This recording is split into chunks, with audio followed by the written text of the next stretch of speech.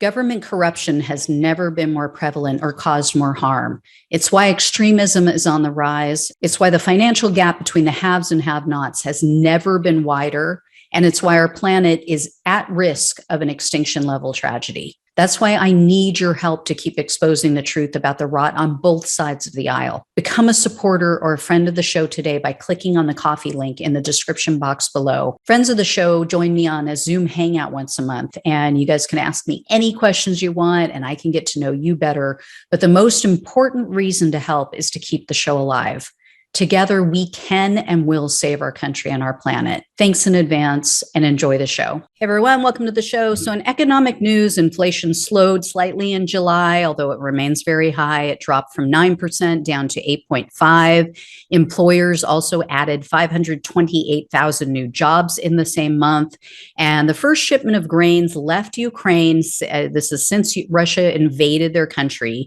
So that should help with food prices a bit. And speaking of Ukraine, the U.S. Pentagon sent another $1 billion in military assistance to their country. Congress has also been very busy. They passed a bill approving new funding for vets exposed to toxins emitted from burn pits. They also, of course, passed the Inflation Reduction Act, which will help with climate change, and a reduction of prescription drug prices. In election news, Pennsylvania's Supreme Court upheld their state's mail-in voting law, which was being challenged by some of the same Republicans who voted for the law in 2019. In abortion news, the Justice Department is suing Idaho over their near total abortion ban.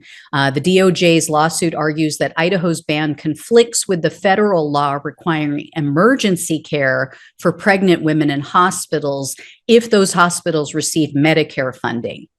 In Florida, religious clergy members are suing the state. They allege that Florida's abortion law violates America's religious freedoms. Indiana has also passed a restrictive ban that allows abortion only in the case of rape, incest, lethal fetal abnormality, or when necessary to prevent severe health risks or death. In Georgia, taxing authorities released new guidelines saying that a fetus is now considered by their department to be a dependent for tax purposes. So pregnant women are now entitled to a $3,000 tax exemption from the time the fetus heartbeat is detectable.